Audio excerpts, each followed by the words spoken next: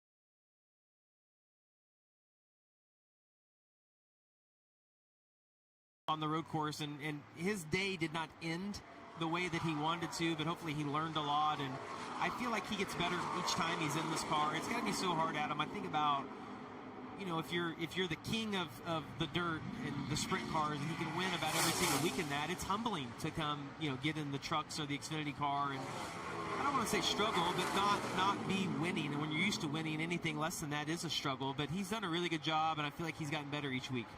Kim? Yeah, right now he said the car's pretty solid. You guys mentioned just being impressed by what he's been able to do this year. Crew chief Adam Wall, you're seeing there on screen, also very impressed. Talked to him yesterday. He said, look, the speed is there with Corey. It's just about putting everything together. And in conversation with Corey over the last few weeks, I asked him what's been the biggest surprise racing full-bodied stock cars. And he said there's been a huge learning curve in terms of aero. He said sprint cars, you cannot use aero to your advantage. In a stock car, you have to. And he feels like he's finally getting into a place where he's understanding how and when to use aero throughout a race. He said he would give himself probably a B- on this year in terms of performance. Does have a start on a mile and a half, top 20 at Texas earlier this season, and does have experience, Corey Day, at Las Las Vegas Motor Speedway. Ran the truck race here earlier this season. How about this story from last week? Was driving the 87 at the Roval, 32 today. But talking about Austin Green, who got his career best runner-up. And when you finish second to Connor Zilic at a road race, it kind of feels like a win, right? You're the best of the rest. That's I think right. It's very similar to with SVG on Sunday. I heard some of the guys saying that. But so happy for Austin. Great opportunity he has over here at Jordan Anderson Racing. And I think he knows this weekend is a whole different battle. But you got to celebrate what he was able to do last week, surviving that incredible run. Second place finish. There's rumors that might be full-time in the Xfinity Series next year. And what a better way to go and approach partners and teams by second place finish at the Roval last week. Really happy for him. Uncle Jeff won the first ever race in the Xfinity Series here at Las Vegas in the late 90s. Talked about his dad, Jeff, his Uncle Jeff is champion, so is his father David. So it runs in the family. Success at the Xfinity level in the greens. Uncle Mark also enjoyed a very successful stint. Never won, but did some really positive things in his career. I mentioned the fact that next weekend we're going to Talladega. Someone else that will smile when they look at the schedule and see that is Matt DiBenedetto, 99, currently 6 quick in practice route number 1.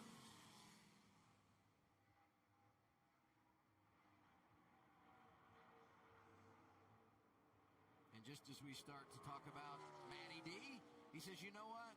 I'm going to pull a fast one on the TV producer and pull it down pit road. That's how it works, you know? Yeah, he'd run 9 laps, and that's about 10 is the most we've seen anybody run. Because what I told So you, far, the left this rear race, is doing. Matt's 6th overall on the board right there, about 4/10 off on that fast lap. Looking at his lap times, looks pretty good though. Fell off just a little bit. The fall off here, it's been half second over 10 laps, which is I think more than expected. You I can feel take a like quick Vegas has look, been a Robbie, huge on fall the off. splitter. Look at Brennan getting a big run.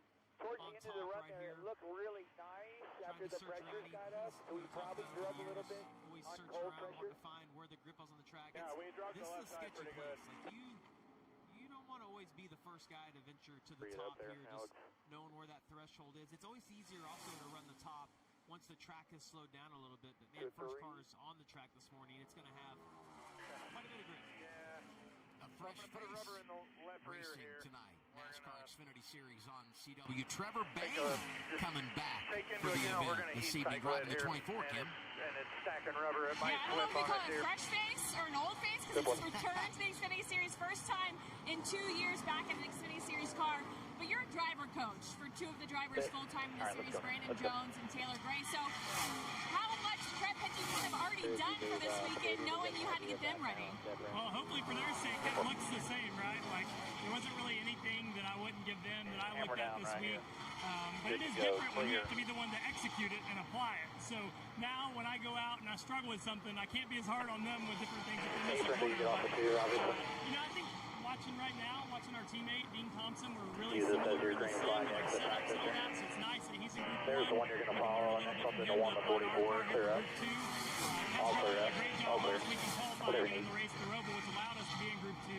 Well, let's do, Overall, man, I'm just pumped to have a fire suit on in pit road. Normally I've got one of these polos on like you, asking people questions, but to get to drive, it's just special to me to be at the racetrack. Thanks to Albany Pop and Legacy Motor Club for making this happen.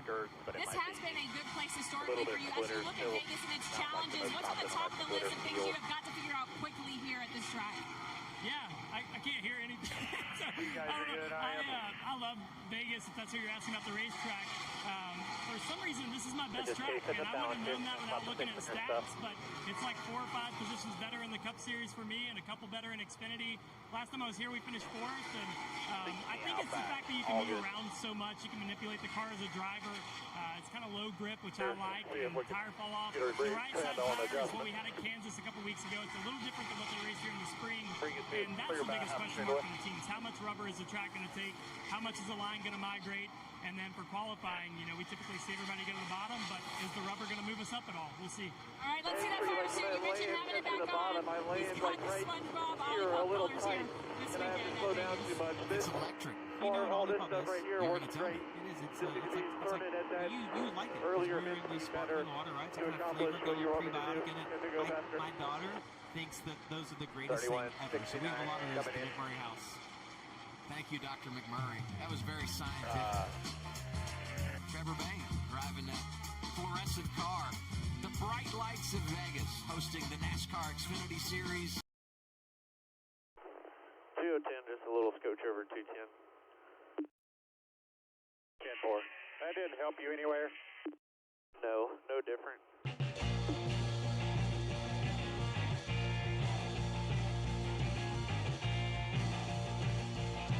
A 10 better on average through run up to 12 laps. Okay. No straight here. Yeah, 235, it's like 240 you're on it. I might just get off the brake pedal. It's fine, I don't know, I just get it from here and it's quite too much.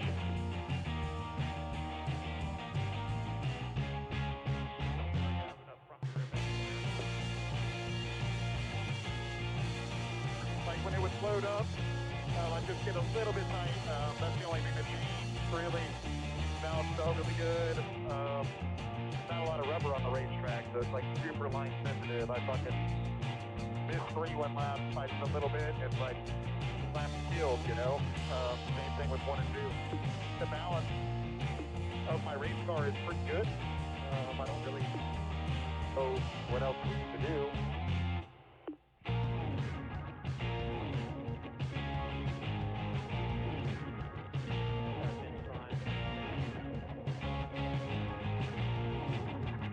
But we'll take a look at everything here. But I don't think we're on the splitter hard enough to be causing a problem. Unfortunately, really sure myself. It was only like when I really tried to open it up.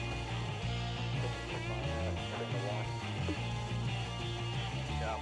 Well, I mean, it's gonna hit it some right through the bump, but we have not worn the left side of the splitter at all. Look at the right side, see what it looks like.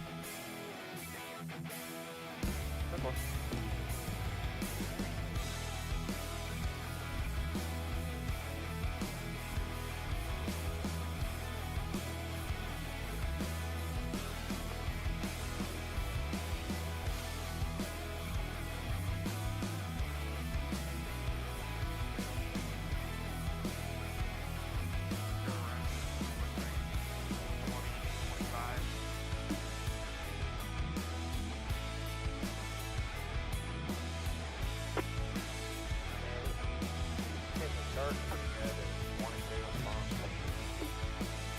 We took 2 rounds out of the left rear right here, so you probably will drag this skirt a little bit harder on this run.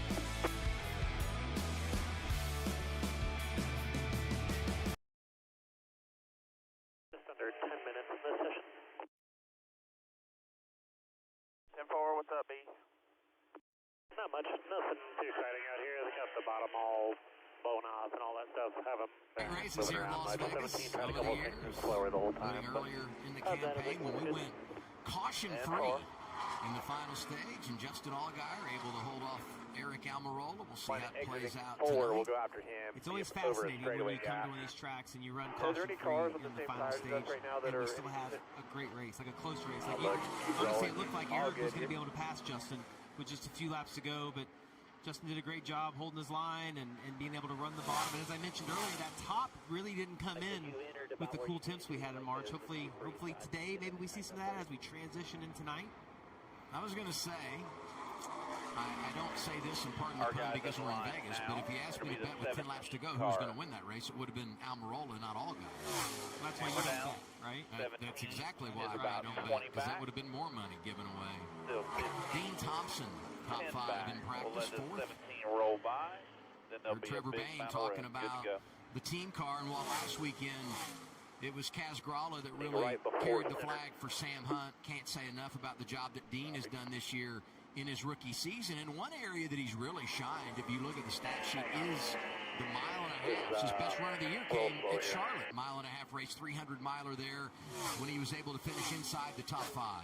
And Adam, I think, Trevor mentioned this a little bit because he helps all the Toyota drivers prepare for races.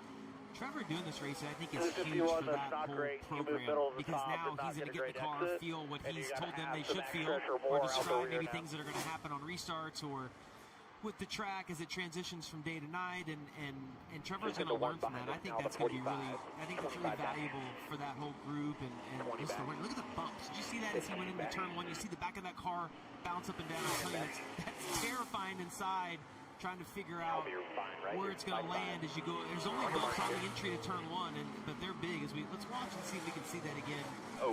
As Dean goes down into turn one. We'll watch right here at the 45, maybe. Yeah, you know, it looked to me like he kind of arced out and was able to cut across those. It didn't look like it bounced quite as hard. If you hit those wrong, though, huge. See the stat line there on the Georgia-born driver. Best finish of the campaign, 20th, running part-time. Driving for Tommy Joe Martins this that weekend. thing's loose, Adam. He is like, he's on the line and the back's wiggling. Hang on to it. He's earning his keep right now, yeah. Massey 11th on the board in practice, 7 minutes to go for Group 1. All the playoff drivers in Group 2. That's how we'll do it throughout the playoffs. There'll be the last cars to see. We'll see in qualifying, and then they're always going to be in the second group of practice. Look at that thing dancing off of turn 2. And just watching these guys run. And you talk about the bumps down in 1 and 2 and coming off the corner there down Vanilla straightaway. Oh, it's still doing it. It reminds me just how electric the restarts are at this place. So fun. So, I mean, all the mile-and-a-halfs are, but this has been a... Oh, that's not good. A lot of smoke for Ryan Ellis. Like I don't have kind of drive off the left rear. Honestly, that almost looks like it could be a loose oil line. The fact that it's coming out of the wheel wells and not the tailpipes. Just overall still free. I mean, it popped and I felt it in the wheel, so... Well, sounds to me like he felt the engine blow up, and sounds like Get a couple more was laps, shaking so hard he could Kev. feel it in You the split the steering difference on that wheel. last I think change. is what he was saying right there. Yeah. Oof. Do it just for me, okay? Most You don't even RPMs have you're to say turning anything. right there on the entry to the I corner. just feel like it was too much. Honestly, doesn't look like there's a huge trail of oil behind it, so maybe they can get going again here. I know that was our weakness, but if I don't, I'm in trouble. Jump down to the apron to make rather them quickly. honest, Takes it straight to the garage. Now I that take your back entry my last speed statement as you see looked better right there. massive At least trail compared to the 17, fluid he behind that still is the best car besides you. So far. Let's get a word with Christian Eckes prior to his practice run Down, later on in Danny, Group 2. so Kim. I'm not sure. Yeah, Adam, last fall it was the 16 car here in Victory Lane at Vegas, driven by A.J. Allmendinger. Now Christian Eckes behind the wheel, but this has also been a great track for you. Your first career Truck Series win came here. As you're watching this Group 1 in practice, what kind of things are you noticing before you jump in the car and then for when I Group 2? get to the back of the gas, it noticing a lot of just things knows for a sure. little bit, but it's worth First of all, our reinforcing. teammate, it's nice when you got two different rounds, you can see your teammate go, but Are you running in the yeah, middle, no, 1 and Colley's 2? always had a lot of experience here and a lot of success. Mainly running the bottom. I ran a few laps in the middle. Camaro's as fast as Xfinity Internet. When you ran the middle, we did a no good job tightness. today, which has been a little bit better here recently, but still got a little bit to go. It's so very similar. just I mean, proud of probably the not effort. as We've bad, done but a lot better very here similar. recently of getting good finishes and just need to continue doing that tonight. How would you describe your evolution in terms of understanding what the Xfinity Series cars needs at intermediates relative to maybe what you thought about it in the spring when you were here? A lot, for sure. Yeah, like I don't know if my car was great in the fall or spring or not because I've learned so much since then. So came with kind of a similar setup, and we'll see. But yeah, has definitely been a learning curve. He mentioned his teammate, that would be Daniel Dye in this Group 1. We'll let him get back to some of that data and study before he hops behind the wheel of the 16 to go for practice Group 2. Yeah, Daniel Hemrick going to be the other teammate driving the 11 this weekend for Team Colleague. Let's rewind to last fall, what Kim was talking about. A.J. Allmendinger was the only playoff driver in the round of 8 that had won. Kind of came out of nowhere in the 16. Looked like he was going to win the race. Caution comes out. He handles his business on a restart. Into the championship 4 he goes. What a magical evening it was for A.J. Allmendinger. How fast will the 16 be today? We'll find out shortly with Christian Eckes behind Good the wheel. on the bottom, you're probably going to be a little tight in the middle. And then vice versa. Like if you're good in the middle, you're probably going to be free on the bottom. Right.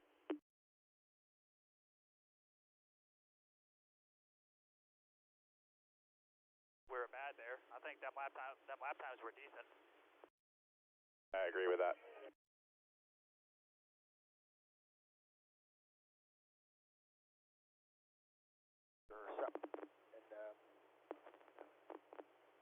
made a change here. We'll see what happens.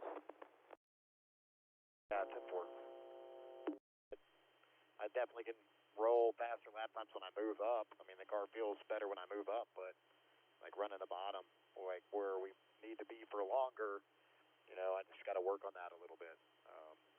Try to run up the track here a little bit, Frank, if I get some extra time here to just feel it out a little bit more as well. So.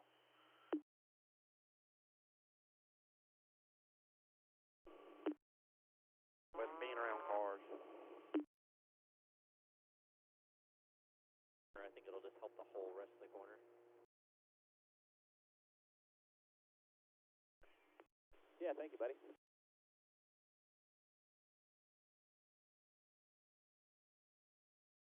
10-4.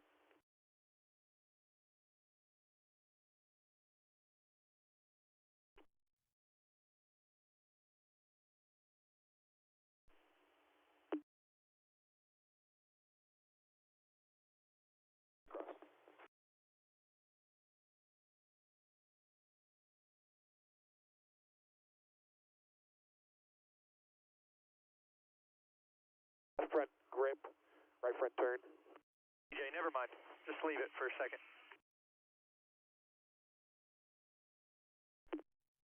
I think they'll give you a little bit of time, but it looks like a minute and a half right now.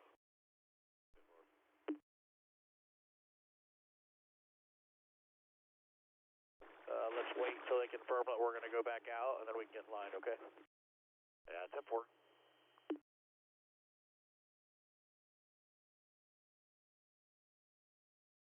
Not yet, but I'm sure they will extend, but they haven't said anything yet. 10-4.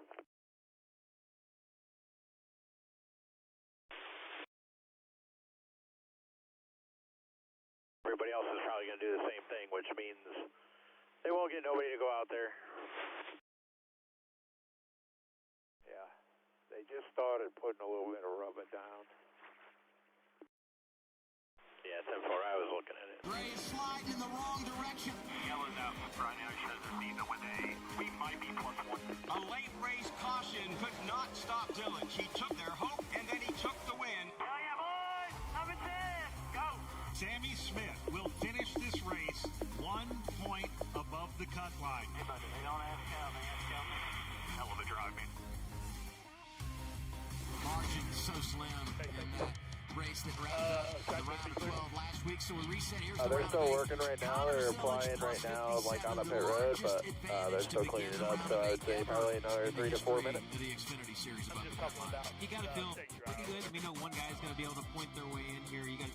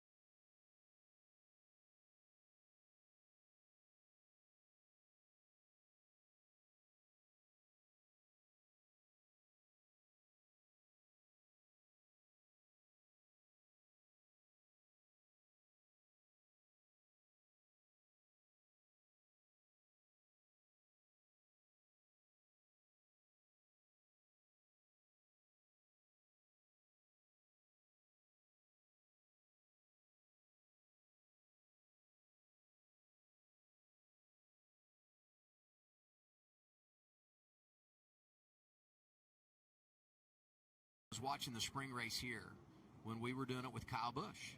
And you guys talked about where he is and the people he surrounded himself with and what the upside was for Connor Zilisch. And you both hedged your bets on, can he really be a championship contender by the time we get back? And here we are in delivering way beyond our expectations. Clock down inside a minute as the track is green once again for Group 1. Send him a text. Time to get in his car. That's right. It's about your see time. What he's got. Yeah, let's go, buddy. You know, though, it's funny. He does the interview with Kim, and he's done so many positive things this year. And he brings up, let this one get away from me because I made a mistake.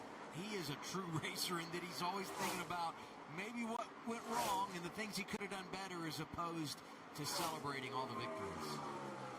So we tried to talk about Matt earlier, and he pulled in the pits. They've had a little time to sit there, and honestly, getting to let those tires cool down is a great thing for the teams, the drivers, because you get to get a good feel for the change. Corey Day is a good example. He pulled out, ran 29 straight laps, ran that entire session to kind of see where the fall-off went. And part of the reason being is that when you come in and you cycle tires, it's really hard to know if the change you made was better or what it did to the balance of the car. But if you can come in and sit and let them cool completely down, it's the best read you're going to get. I'm anxious to see the fall-off for the drivers in that second group because you look at Day, opening lap of 30.61, best of the session, ended up with a 32.95.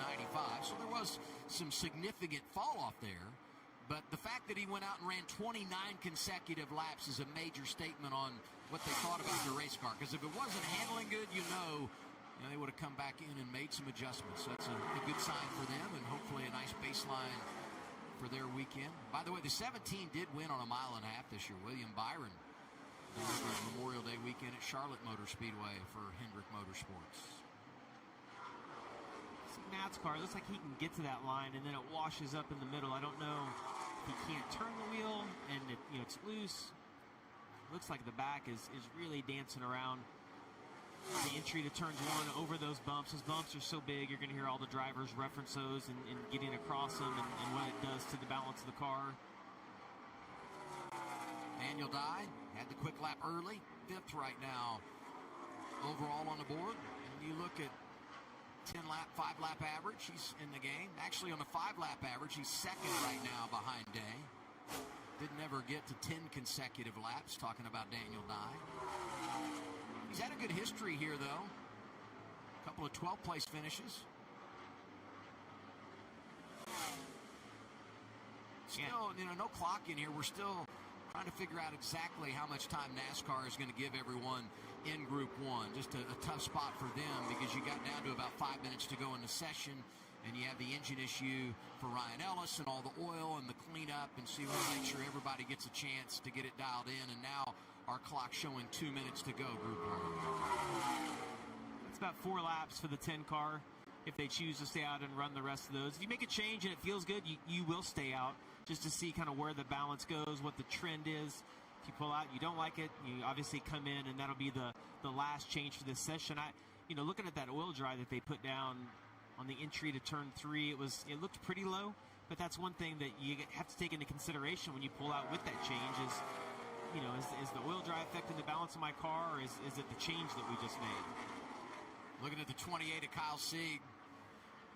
He had a great run here in the spring, finished 11th, and that's his best run ever in the Xfinity Series at a non-drafting track.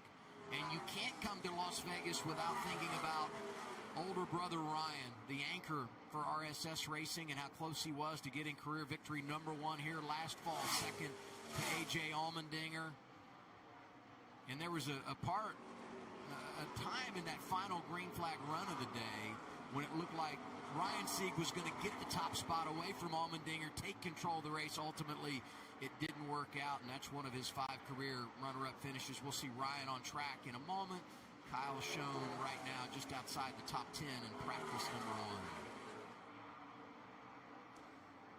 1. Jeremy Clements, a little different paint scheme this weekend, that bright yellow. He's 7th overall right now. He's run 25 laps, though. Those guys that's run a ton of laps, a lot of experience with Jeremy. He knows.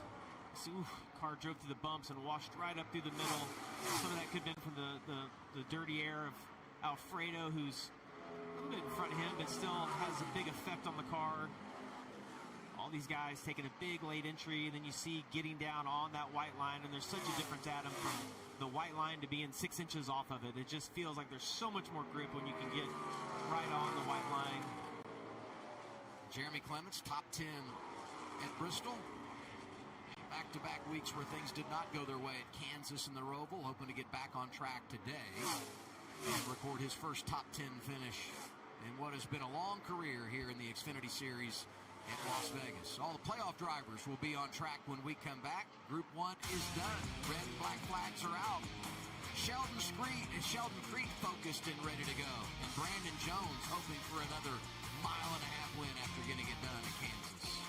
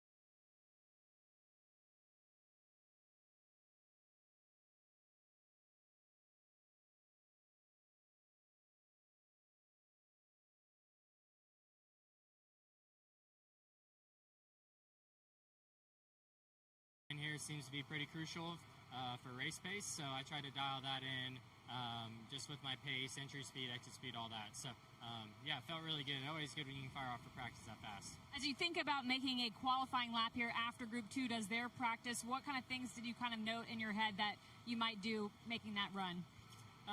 Qualifying, you can just add, way more pace everywhere. I'm really curious to see how my time will stack up compared to the Group 2 guys.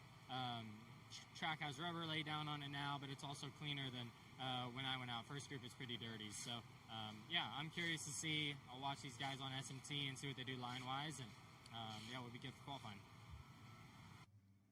Just continue to have the flashes you like to see in a young driver.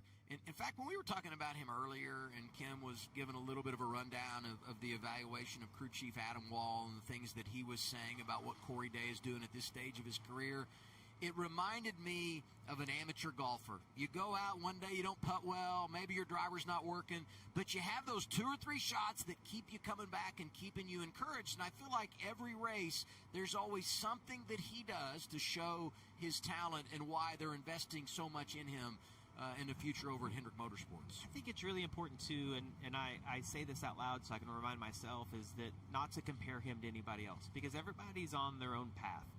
And whether it's Connor Zilic and how he got here, or Corey Day, or Kyle Larson's a great one to compare him to because of the Hendrick connection, and obviously the sprint cars are like a Christopher Bell. But all these guys are going to learn at a different level, and he has been exceptional at what he has done up to this point. And the thing that is so unique in today's world is he talked about his entry speed, his exit speed, and those are all things that, whether it's Kyle or Josh Wise, whoever is helping him prepare for these races, that they are telling him to look for. So when he pulls out, he runs those laps, he's trying to piece all that together from what he's learned over the weekend or the week preparing for this. And you said it, Adam. I mean, racing, you go to, it's different than most sports because you go to a different venue every weekend, and it's a different challenge. It's something different you have to look for each weekend in the car. But I think he's done a really good job. It's fair to say the first few weeks I was like, ugh, I don't know. It's not, I'm not seeing it. But over the past month or so, he's made a big improvement. Top 10 run at St. Louis, his best finish as a young driver in the Xfinity Series. Group 2 practice begins now. All the playoff drivers are out there, including Justin Allgaier, who's got just an unbelievable history here at Las Vegas. Had the 4 runner-ups, have never won until the spring. And, the numbers would suggest that he dominated, led over 100 laps, won a stage. But you referenced he had to hang on late. Actually lost the lead on a cycle of green flag pit stops. Got it back in traffic going around the 19 of Eric Almirola, and then was able to hold him off at the end. Just a real fun race for us to call back in the springtime. Yeah, it was cool. I mean, it was great because it wasn't somebody driving away. As you look there on the bottom, you see a little smoke out of the 7's left front. We see that a lot. But it was an awesome race. I mean, it really was. Cool to see those guys battle and Justin winning a stage and then falling back and not knowing if he could get back to the front, but he did an awesome job at the end, staying disciplined, getting to the bottom, getting through lap traffic. There was a lot of lap traffic at the end of that, and if you look at that at the bottom, and those mile-and-a-half finishes earlier this year, I don't know that he had the best car at Homestead, but the one thing about Justin's career is he has had the dominant car and not been able to get to victory lane. So when I look at a race like Homestead where he didn't and is able to win, I think it's well-deserved. But if you look at those numbers, you put an asterisk by the 2 where he didn't finish in the top 5. He was really a big part of the equation at Texas, and he got wrecked in the middle of a cycle of green flag pit stops, so not even close to the finish he deserved there. And then you look, they were outside the top 10 a couple of weeks ago at Kansas. They went on an alternate strategy, just basically throwing caution to the wind, trying to win it, and it didn't play their way. So he and Jim Pullman no doubt have the speed they need to work with. Yeah, Jim Pullman on the right. That's his crew chief, otherwise known as Pooh Bear, I believe is the nickname in the garage for Jim. And he told us last week, as we were talking to him, that they didn't really prepare for the Roval. They spent their time, whether it was in the sim or Jim in the shop, preparing for this weekend. They felt, that this was going to be the more important race for them, and we're going to talk about it a lot during the broadcast later today. It's you win this and you get to go to Phoenix, and if you're the 7 car, you're if not the best, you're one of the best at that racetrack. Ironic to see the 19 and 7 around each other right there as we were just talking about how close they were here earlier this year. Allgaier 11th in practice, leading the way. Taylor Gray, 6 of the top 7, all the top 5. Here in group number 2, you see those guys that are running in group 2 highlighted in orange on the pylon. The drivers highlighted in blue are those still eligible for the championship. Taylor Gray, not one of them, made the postseason in his rookie year, but just a number of things that didn't go his way. And I really feel like round 1 was an exaggeration of what we've seen in his season. Just a few miscues here and there that took him out of a spot. Could have won Kansas, no doubt. Absolutely. Had a car, came down in that last pit stop, had the issue on the right front, and then the Roval last week, they just didn't have the pace. Like, they obviously were good at Bristol, good at Kansas. The Roval last week, he did not have the pace. You see, this is after the caution came out, and I think that's why you see the look on his face. He kind of knew that, he was going to be out as they spent some time reviewing of who was in and who wasn't, but he's had a good year. I mean, like Mexico City, like almost winning on a road course, and some really good results, good stuff from the 54. We show the lowlights in the round of 12. We show the disappointment in his face after the race was over at the Roval and all that. They missed it by 1 point, which explains to you just how tight the margins are. Here's Jesse Love. He does advance to the round of 8 for a 2nd consecutive year, 4th quick in practice, and the best of the playoff guys. Got to think, if you're the 2 car, that you have Talladega circled on this particular round of races, just knowing how amazing RCR has been at those type tracks. He's been able to win at Talladega. Kim, do you have more on Jesse Love? Yeah, you mentioned them maybe having Talladega circled. They have all three of these races in this round circled. Danny Stockman said, we believe we can win at each of these racetracks. They had a very strong Vegas in the spring, finished third. And outside of winning in this round, they think top three in each stage and a top three finish could point your way in. But they said, honestly, we think we can win any of these races. And you really can't bank on points. Yes, you have to collect points in this round, but this is a round that you show up. You don't just survive. And they think they really have to win to move on to that championship round. You have to have that mentality at this point in the season. That, I mean, Zillage would be the exception to this, but if you're any of these other guys, I think even Allgaier, you have to kind of go into that with the win is the way that we're going to advance. Kim referenced the third place finish here earlier this year. Jesse Love did that after an uncontrolled tire penalty. So really, really nice springtime run for them. Here's the 8. Sammy Smith was on the pole earlier this season. Perhaps an issue here now. Let's listen in. I feel like I'm on the splitter and it's all up. Yeah, give me another lap or two, and if it's not off the splitter. It's on the splitter. Just gnarly, just takes off on me. I gotta come get it off the splitter. Frustration, right? You think about those guys barely got into this round, and they know they need to capitalize and have a good run here. And it sucks inside the car, Adam, because when you think it is on the splitter, it means you drive down the corner, you start to turn, especially on those bumps into turn one, and you just have no front grip. And the reason that you heard Philip talk about we'll stay out and run a couple of laps is that you hope that the front air pressures build up just enough, because what the teams will do is they'll make it hit the splitter. When the air pressure builds up and that lifts the front of the car up just a little bit, that front end is still as low as it can be. We're going to look at him as he drives down into turn one. See if you see that thing wash up real bad. See it hit the bumps. Do you see it take off kind of right there in the middle? It's a feel thing. I mean, it could be the balance is tight. Probably not. It probably is on the splitter. Maybe they've tried something just a little bit different, but definitely a little bit of frustration and panic from Sammy inside of the car. Right now, 30th on the board is Sammy Smith. Sam Mayer is 32nd. There's Mayer's teammate, Sheldon Creed. Enters the round of 8, 13 below the cut line, and is 16th right now in practice. Haas Factory reorganized in the offseason, put both their cars into the round of 8. And you know, Sheldon Creed got an okay history here in Las Vegas. Woo-hoo. All those runner-up finishes, he's never had a runner-up at a mile-and-a-half track. Did you say Hidden Valley Ranch? I didn't say that, but this is the Hidden Valley Ranch onboard camera. I see that. You like ranch? Yeah. Yeah, I do too. Have you ever been to Hidden Valley? I drove by it. Yeah, okay. Yeah. Well, I love watching... Have you been? I have not. I don't really like ranch, if we're just being honest. As you watch the onboard here, I like these perspectives because you can learn so much just watching the steering wheel, listening to the throttle. Obviously, the calmer, the smoother that wheel is, the tighter the balance is. When you see those two lines go in the other direction, like turning to the right, shows how loose the balance is. This is over the bumps through 1 and 2. Actually looked pretty good. I thought the balance looked loose on the bottom, a little loose on throttle on exit. But overall, that car looks pretty comfortable.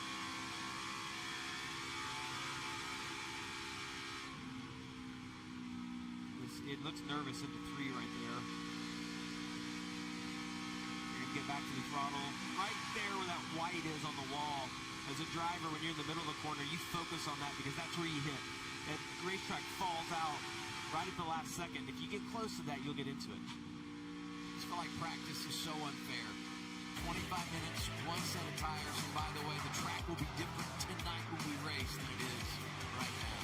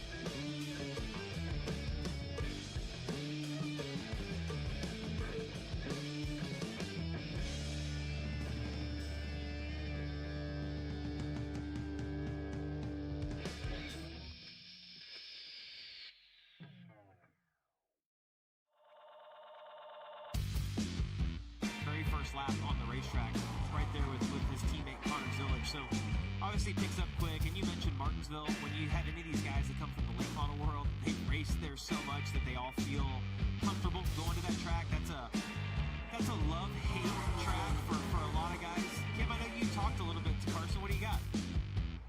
Yeah, they were very optimistic about this round and this race specifically. You talked about the spring race. They were running top 5 until they got caught up with Jed. Remember Jed? His gas can got drilled into their box. They felt like, though, that the earlier race here was one of the best races they put together from start to finish outside of that issue. And you think about he's one of 2 rookies that transferred into the round of 8, and the optimism very high. And they've been able to kind of put the noise of next year's plans outside of their focus. It was definitely a distraction when it was announced he was coming back next year, but only in a part-time capacity. That did disrupt things a little bit, but now that they have started this round very focused, right now happy with that race car. One driver, though, that needs a little bit more out of his race car, Brandon Jones. When we think about kind of their intermediate program, he was the most recent winner at an intermediate track. We think about Kansas, and when I talked to Crew Chief Sam McCauley, he said, look, the Spring Vegas race was the first race as our team with Brandon on an intermediate, so there was a lot to learn. They've evolved the program, got to where we think we know what kind of car he needs and likes that showed up in Kansas, but right now he still needs a little bit more. Take a listen to the radio. And then when I hit the bumps, it shoots it up the track. So if I was more in a neutral state and could ride over those bumps with like no wheel angle and then turn later, that would be the best case scenario there, where right now I just got back full angle from the time I turn in till basically the time I get off the corner.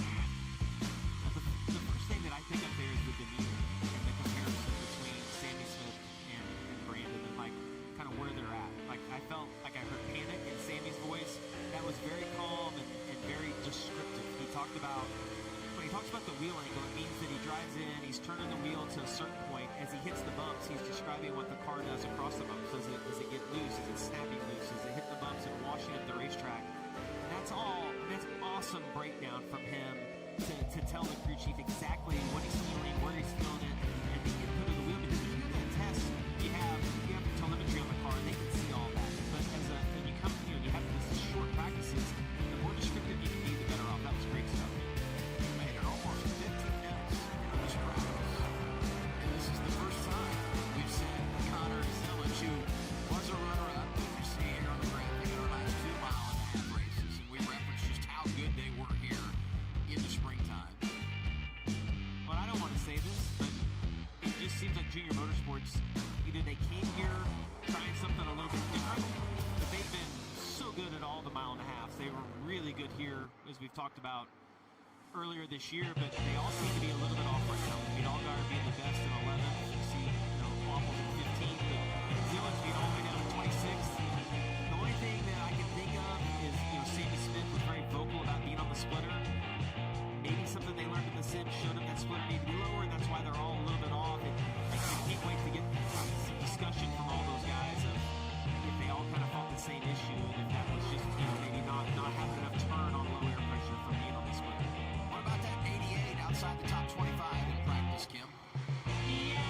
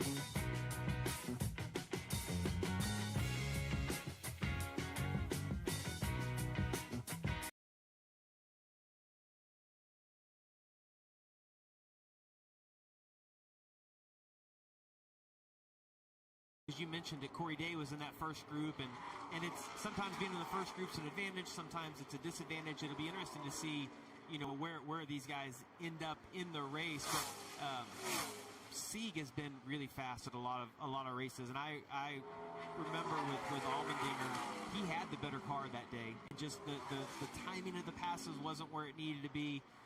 But they've done a really good job, and I can tell you, if they get to victory lane, it'll be a popular win. No doubt about it. We all want to be at that party too, because it'll be a good one. Yeah. It'll be probably memorable. We discussed Brandon Jones earlier. We've referenced Jesse Love and how strong he is. So let's go to Jesse's teammate, and that would be the 21 of Austin Hill. Yeah, Austin Hill's run 32 laps now, so a lot of laps. You see, I thought he was actually passing Brandon, running that little bit higher line. Just searching around, seeing, where the grip is, if it's changed, if you get to this point, 2 minutes left in practice, trying to find grip. I thought we saw the 19 earlier in practice move up and find some grip in the middle, but the bottom still seems to be the preferred lane around the racetrack. One thing we know about the 21, if he gets to pick, he will run the bottom. He's really good at getting on the white line, and I think one of the most disciplined drivers in the series. See all these guys now just searching around on different places on the track. Austin Hill, tremendous success here. Trucks and Xfinity. Nick Sanchez missed the round of 8 by 9 points. The driver from Miami, Florida, third on the board in practice as things are dancing around the announcement this week. He'll be back in the 48 for his sophomore campaign in 2026. Yeah, he's had a great year, deserving for sure. Got the win at Atlanta earlier this season. He's done an exceptional job. Had some mistakes. I think self-admitted a lot of those, and maybe didn't always put himself in the best position, but he's had a great season. I know they're disappointed not to get to go and race for a championship, but they've done a nice job, and you mentioned it on that 10-lap average. I think he was second or third overall, so yeah, 48 having another good round. A little different paint scheme this weekend. We're going to have to pay attention to that in the race. A lot different look. He looks good. He looks like Jimmy Johnson's what he looks like. Yeah, it's that blue, yeah. Fellow rookie Connor Zilich comes in with a championship lead, not as happy with his race car. Here's some team radio. Dude, this thing does not turn. I'm literally shattering the front tires. They're 1 and 2. It does not turn worth This is really tight. I don't know if we can get some more length out of it or something. Sounds very similar to his teammates' radio, right? Like it's on the splitter, the front end's not turning. It just tells me that JRM has done some different, came here a little bit different. I think they'll be able to adjust for this once we go to qualifying or to the race. That takes me to something. If you go back to the spring, Justin Allgaier, Jim Pullman talked about using the race here in the spring almost as a test session because they knew the importance of this race when we came back. And we've talked about practice today being totally different as far as a track condition, from a track condition standpoint compared to what these teams will face later today and tonight when we race. I'm just curious about how delicate things are on the setup side and just those margins that if you don't hit it just right, you can be in a bad spot. Look at this. I think he's from the Indiana area. Indeed. Practice is done. Red and black flags are out. Taylor Gray, the top.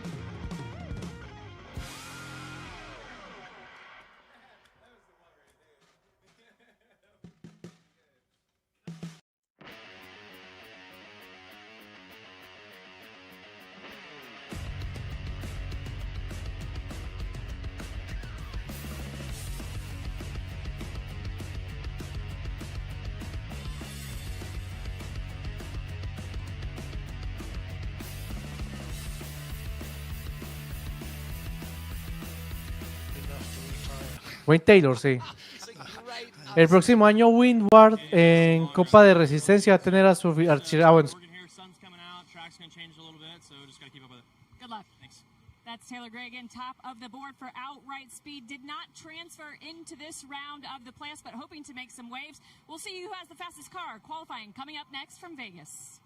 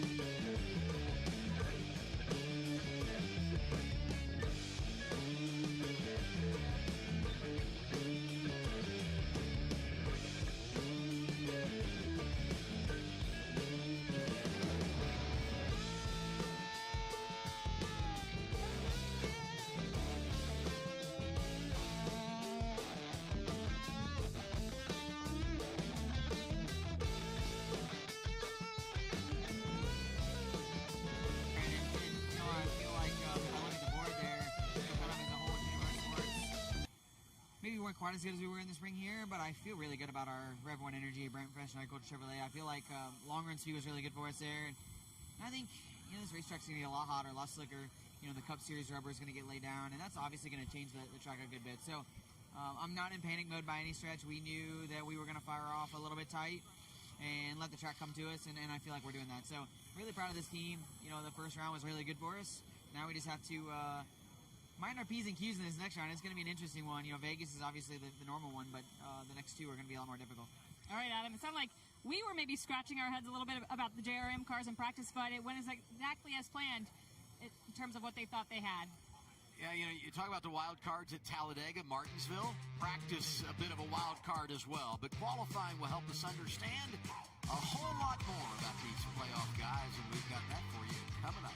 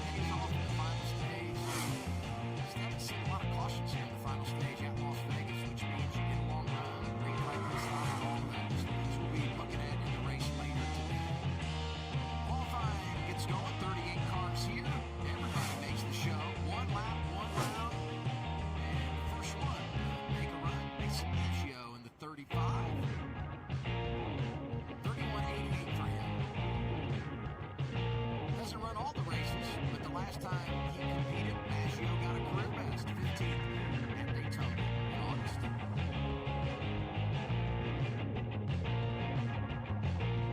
Never want to be the first to go out and practice. It's so hard to go out and you don't know where the track is going to be, or once you get an idea of a lap time, you know how much harder, or maybe not as hard that you're going to have to drive. It's such a commitment at a racetrack like this. Austin Green, you see right there at the bottom, a couple of tenths up, coming out of all that momentum last week at Charlotte. And be happy for him. We talked about it a little bit. Car looks nervous on entry and it almost pushes up a little bit in the middle, but still not a bad lap there. You see about 3 tenths quicker than what Mason was able to run. You and I both talked to Austin Green, and I would see this, but everybody we talked to, just a real friendly garage area in the NASCAR Xfinity Series. But Austin Green is someone to root for. You hope to land a full-time ride in his P1 with a 31.56. Jesse Love, the only playoff driver in the top 10 during practice, but now we switch to qualifying. How close will you be to Wyoming here in Vegas?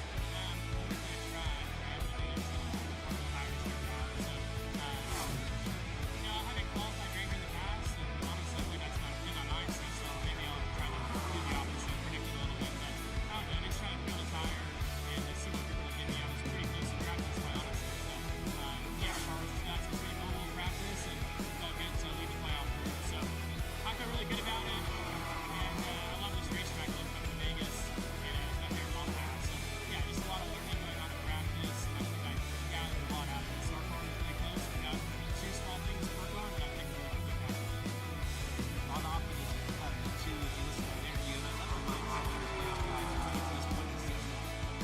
Even though he wasn't the fastest, he's like, I was the best of all the playoff guys. And that's what you do. You walk over to those guys and look at the time and scoring monitor, and you see where you are, and you see where those other guys are racing. I think it's good for them that they entered the final race of round 12 last week, not like they take care of their business as they did. And for me, when you have to have that competitive edge, it really elevates you and sets you up for what you're going to face throughout the balance of the playoffs. They come here 2 points below the cut line. Garrett Smedley made his qualifying run while they were visiting. He is now fourth because Thomas Annunziata has jumped to the top of the scoring pylon. 31.45 for the driver that failed to make the show last Saturday at the Roval. Car was dancing when it went across the bumps through turns 1 and 2. This car was dancing in practice. It was. Mason Massey. Mason able to hook that white line though. Really disciplined getting in. See if he can get some on the exit. He did. Look, kind of babied it into the corner. Was able to get through those bumps. And look at the speed he carried down the backstretch. Almost a tenth up as they head into turn 3 and see if he can kind of the same mentality there. Oh, he missed the bottom though. It looks like. Oh, he did such a good job at 1 and 2, which I think is the harder corner. And then maybe overdrove turn 3. It kind of sucks you in when you feel like you get through 1 and 2 well. Just by 30 thousandths of a second. He is second behind Annunziata. 31.482, Kim. And we talked in practice just how good Ryan Sieg is at the mile and a half, specifically here at Vegas. Rewind to last year, that runner-up finish. After you saw what you had in your car in practice, do you think you have the opportunity to make a similar run here today? Yeah, no, I think we were pretty close. With the new tires, it's a bit different, but just an adjustment away. So I feel like we're really close. Just gotta keep up with the track conditions because usually we practiced Friday. Now today it's all today, so it's a bit different. But I feel like we had the speed earlier in the run, and it was cooler temps like it's gonna be tonight. So I feel like we brought a car as fast as Xfinity Mobile in our SciApp Sport. Talking TV here, this is the Sieg 2 box. You got Ryan left doing the interview, and on the right, Kyle Sieg, who's now fastest in qualifying, 31.14 for driver 28. Daniel Dye, not bad in practice, is going to be the 7th car out to make a qualifying run. And by the way, a couple of cars are not going to qualify. Parker Retzlaff in the 4 has an axle problem, and the 71 Ryan Ellis, who lost his engine there at the end of Group 1. Those 2 cars will not be on track for qualifying. As I said earlier, 38 cars here, everyone going to make the show. And a good lap going here for Daniel Dye. Got some money in the bank as he comes off the corner. Yeah, did a really good job in 3 and 4. You talked about it. Had a great 1 and 2, and then just also capitalized in 3 and 4. You see, cut across the triangle right there. Decent lap at 30.81. Dye in track 3. Fastest lap was 30.86, so a nice improvement here. It looked good from us, but it sounded like it was pretty loose to him. No, hang on.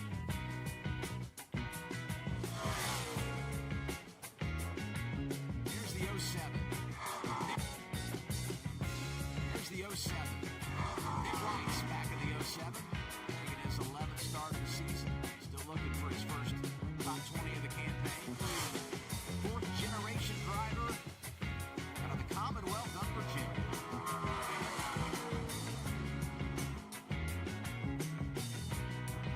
Driving that car for Bobby Dotter, SS Greenlight Racing. A little dance as he comes back to the start-finish line. White's his sixth.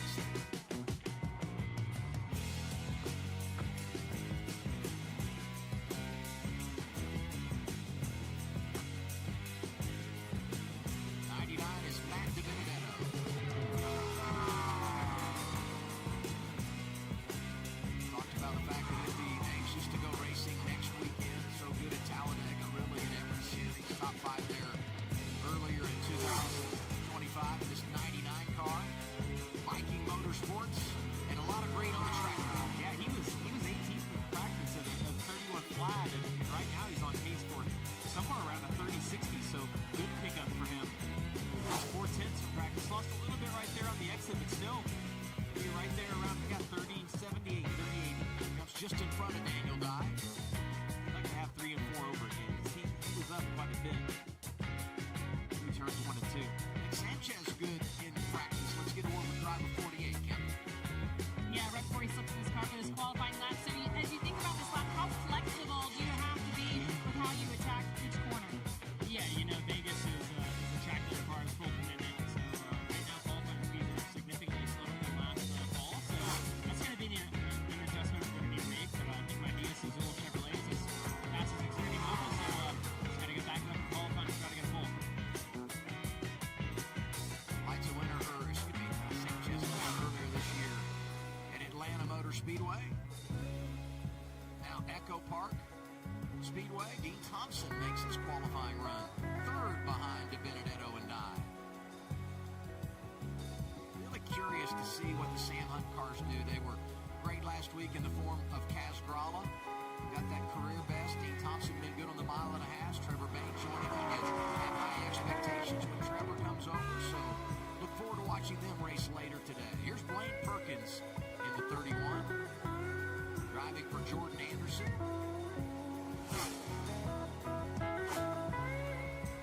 Teammate Austin Green has already made the appearance in qualifying. He put down a 31.56, did Green. Blaine's going to get through 3 and 4. But, I'll tell you what, all those guys, the wind is affecting those guys in turns 3 and 4, but all those guys in 3 and 4, it seems like they have a decent lap going. The car washes up really bad on that. Perkins is 5th of the 11 cars that have been on track. Got loose in the 3 again. That's what we're fighting all day.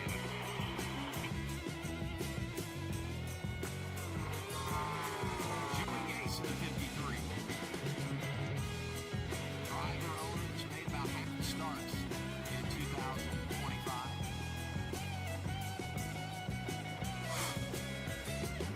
See what he does tractor-wise as he gets into turn 3, because it's been a trouble spot for the last 4 or 5, maybe 6 guys that have made a qualifying run.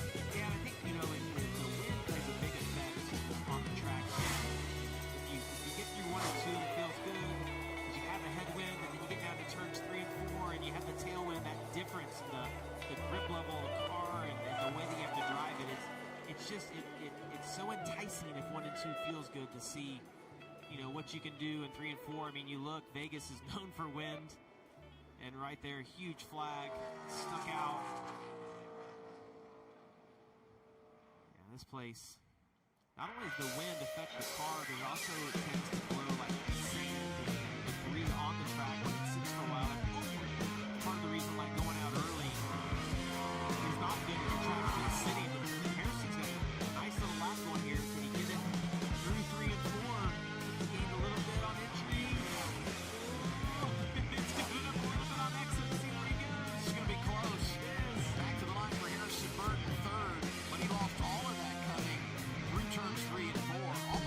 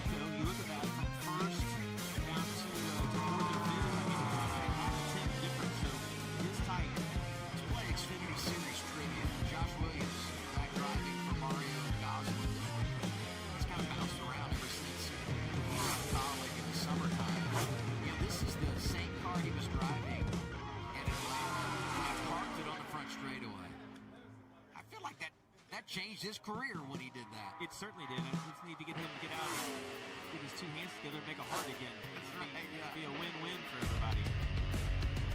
Josh can end up 7th right now at 31-39. He's one of those guys that had slowed down, and it's one of the things when you look at Comentada's lab, only had 6 of the 16 pick up for practice. He picked up 2.5 tenths, so Anthony Alfredo, see what he's done on the mile and a half this year. 3 of the 5 inside the top 20. Best coming in Texas when he was 12.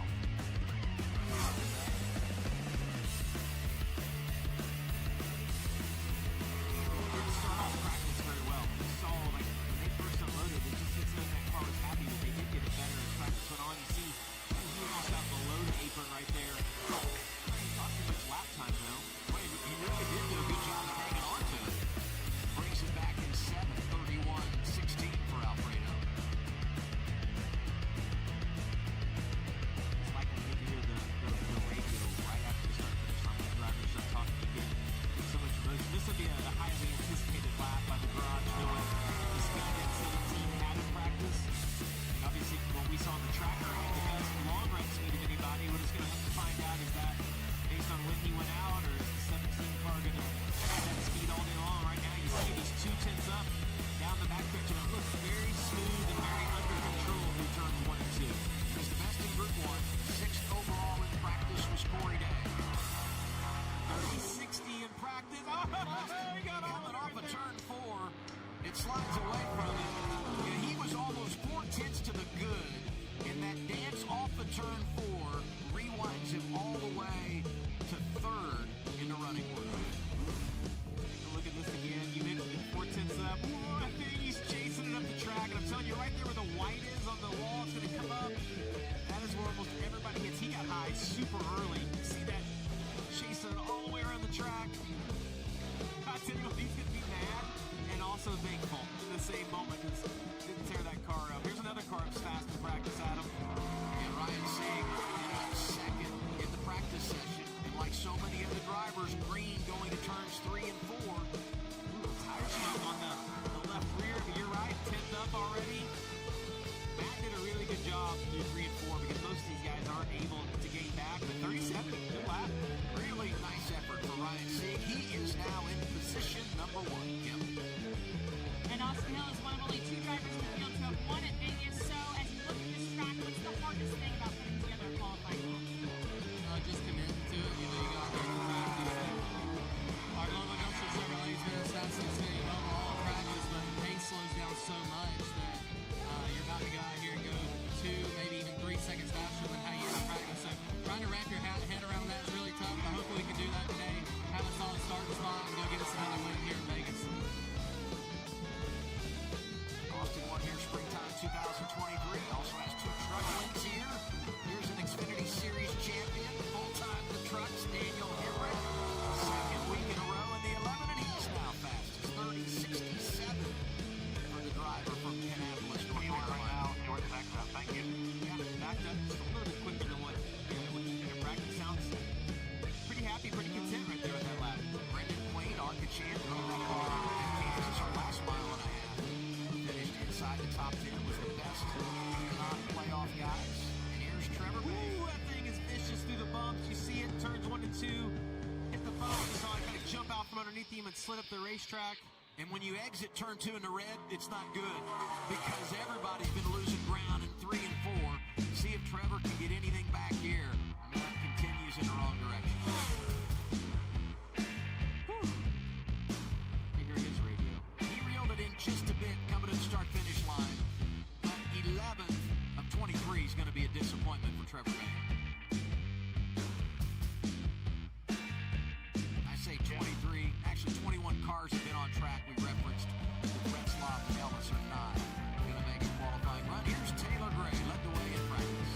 Yeah, I expect this car to be really good based on what we saw. Practice earlier today had good short run speed, good long run speed. This is going to be 1 and 2. Didn't know we drive it.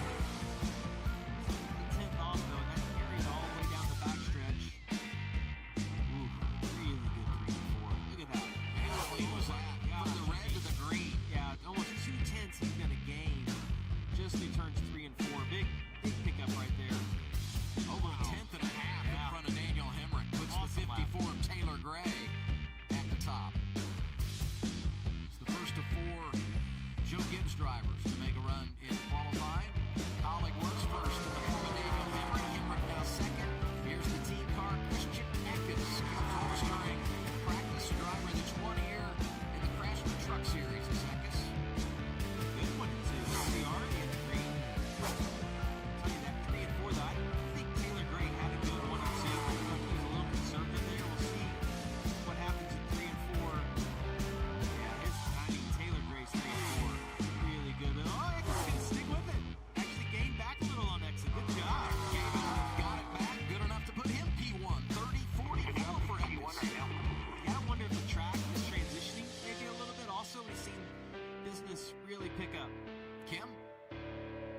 And Brandon Jones has climbed aboard his Toyota. We are going to get a word with him. Most recent winner at the most recent mile and a half track. So, Kansas, you took on the checkered flag. Do you guys have what you need here to do it again at Vegas? Yeah, I hope we can at least get a start to a really good start spot. I think that's going to be crucial tonight to have a really good finish. So, hopefully we have a Kansas repeat and we can ourselves lucky with the spot. Jones, it would be his first trip to the championship. Close on multiple occasions in the round of 8 for the 4th time in his career. Here's his young teammate, rookie William Sawalich. Gray for Joe Gibbs Racing is second. Sawalich goes right behind him in third. 30-67 for Sawalich, the 18. It's going to be a good day for Joe Gibbs Racing. I know we referenced, Junior Motorsports maybe being a little bit off, but if you look up there at the top of the board, you got Colin, JGR. It's going to be those guys' day today. 4 wins here all time for Joe Gibbs Racing. Most recent spring of 24 with John Hunter Nemechek. Here's the 48 Nick Sanchez. Coming off the left rear, so much lateral load on that car as it goes in the corner. Rear end deflecting just a little bit. And the green to turn 3. He's fast, Adam. You think about it, everywhere we go, the guy just drives the snot out of the car. Look at that, another great 3 and 4 big lap. Good job. Very nice. P140. Good job, everybody. He just drove the snot out of it, and he's the fastest so far. That's a deep technical term that we use in auto racing sometimes. 30-40 for Sanchez. He does have a win on a mile and a half in the Craftsman Truck Series. Won last spring at Charlotte Motor Speedway. Here's Jeff Burton, 6th last week in the World. Jamie, that was his best finish since he was a runner-up at Talladega in the spring. He's looking forward to next week, but hoping to capitalize on the momentum he brings here. He hasn't quite been. I think when we get so focused on those playoff guys, they kind of went unknown. So yeah, great job to Jim and his team on a top 10 finish. You see, they could get to the bottom right there. Missed the motor. He said reckon that normally means loose, not tight. So just missed it on their adjustment there for qualifying. You key the radio in the middle of a qualifying. It's not good. Usually not good. Here's Kim. And Sammy Smith will be the second to last to go here in qualifying. I know you were looking for a little bit more out of your car during practice, so what's the concern here in qualifying now? Yeah, I think just keeping up with the racetrack. The track went through a big change there in the second practice, and I felt like our pace was just a little bit off there. Fired off in the splitter, and that kind of throws everything off. So we made some good adjustments going into qualifying, and we'll see what we have. Austin Hill on track. The first of 10 drivers remaining in qualifying. After him, you have the 8 playoff drivers and Eric Almirola, the 19 who's still alive in the Owners' Championship. Maybe Hill gives us a little bit of an indicator of what we can see from playoff driver and teammate Jesse Love. Here was fifth. 30-67 to 21.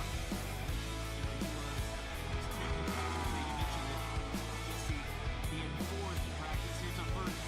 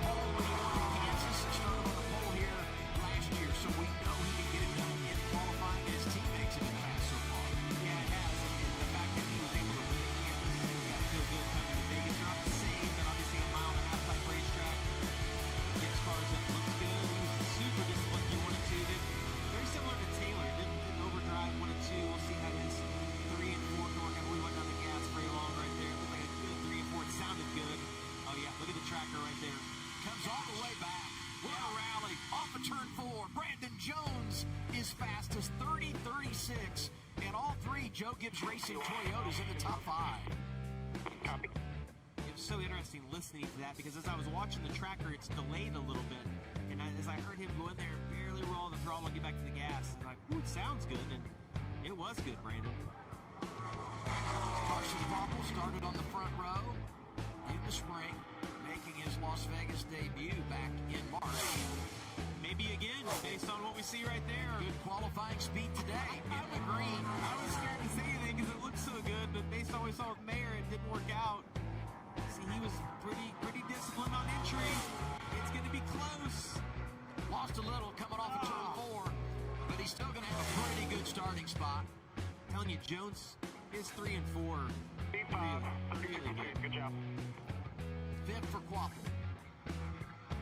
No comment from the driver right there. He heard his time, probably expecting a little bit more. And the one thing that you can do as a driver here, when you cross the start-finish line, you can see the scoring timeline, so you know where you are before they even tell you. Mention Eric Almirola, one of the final drivers to go out in qualifying. 19 still alive in the Owners' Championship race. Won at Bristol. Opening race of the round at 12. Looking good here in the spring, and a lot of green. Teammate right now on the pole, Brandon Jones. Jones is shaking in right now, hoping that Eric can't have that same 3 and 4, and he's not. Look at that. Brandon did such a good job through 3 and 4. Made all of his time up over there. Look how close it is. 23 thousandths of a second, the difference for Jones and Almirola. Right now, it's 1-2 for Joe Gibbs Racing. Dang it. Good job, boys. 5 cars to go. First of those, Jesse Love, the best of the playoff drivers in practice. You do down here at 1 and 2. His commitment level, he talked about maybe not doing the best job of qualifying. Big late entry, got to the white line, seems sliding up, and big lap time to go with it. Look at that, Adam, almost 10 and a half up down the backstretch. Take a look at this, he says. I was good in practice. I'm going to back it up in qualifying. So far, so good. He got high. Losing a little off the corner. Hang on, Jesse. He cannot. Back to the line, ends up 4th. Brandon Jones says thank you very much. Yeah. Thank you, brother. P4. He lost it off of 4, whatever happened down there, but great lap. Yeah. I mean, Danny was looking at exactly what we did. Had so much in the bank and just maybe overdrove 3 and 4. Maybe the wind caught him out. You don't know. Still a good lap. He has a fast car that's fun to watch. Sheldon Creed, the first of 4 to go. Teammate Sam Mayer, 12. Oh, no. Man, it sounds like he's having to work the throttle so much on exit. You see it his last time. The bottom right gave up about a 10. Hear the side skirts just in the ground right there. That's such a good feeling as a driver, but the pace, again, just isn't quite there. It sounded like he had a lot of throttle. The pace right there. 8 for Sheldon Creed. 3 to go, all from Junior Motorsports. And the first of those will be the reigning champ, the driver that won here in the springtime, Justin Allgaier in the 7th. And when you look at his history at Las Vegas, leads in about every category. Not wins, but starts, top 5s, and top 10s. That average finish, by the way, 6.9, his best of any track. Look at that lap time. Blue better. Wow, 3 tenths up. What a 1 and 2 the 7 car had right there. See what he can do in turns 3 and 4. Don't get too greedy. Oh, he's watching up again. Is he going to lose it? Does he have enough in the bank? I think he does. Outside the top 10. Oh, he does. But Allgaier the quickest right now in qualifying with 2 to go. 30-15. Well, if you're Brandon, at least it wasn't 1,000. That wasn't, yeah, I could have run faster. We know. We saw. Well, you're guaranteed to start on the front 2 rows. After practice, I think Allgaier would have taken that. Here's Sammy Smith, really disappointed, frustrated with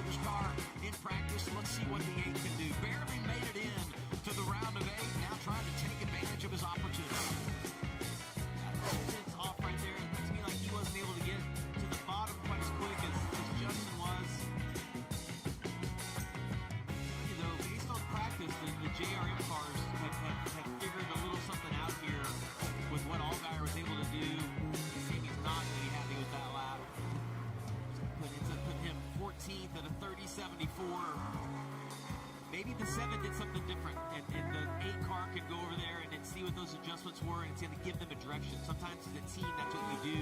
Everybody tries something a little different and then come together. We'll see 88 good everywhere we've been. Comes in plus 57. One thing was loose on that line. Final car trying to best his teammate. And his thing was death wiggling on entry when he turned off into the corner. Still had a decent, for as bad as it looks, still not a bad lap. Couple of tenths off. It's wiggling again. You see when he's out of the throttle right there. Car looks so loose. Still another great exit, though. Look at this. Look at the run he's got coming to the line. Tremendous comeback. Gonna put Zillage second. Unreal. Justin Allgaier on the pole. It's an all Junior Motorsports front row. The veteran and the rookie, and it's Allgaier who will be in charge, leading into the green in the opener of the round of 8. Kim. That's right, Adam. And Justin, you guys weren't stealing the headlines at practice. What did you figure out in between then and your qualifying lap? I told you in practice, I thought that our pace was really good. This team, Jim Coleman, everyone in this team does a really good job of making good adjustments for myself. And usually if we don't qualify great, it's the driver's fault. So really proud of everyone in this Rev 1 Energy Brand Fresh Cycle Chevrolet. Obviously, we didn't qualify in the pole in the spring here, but my teammates did.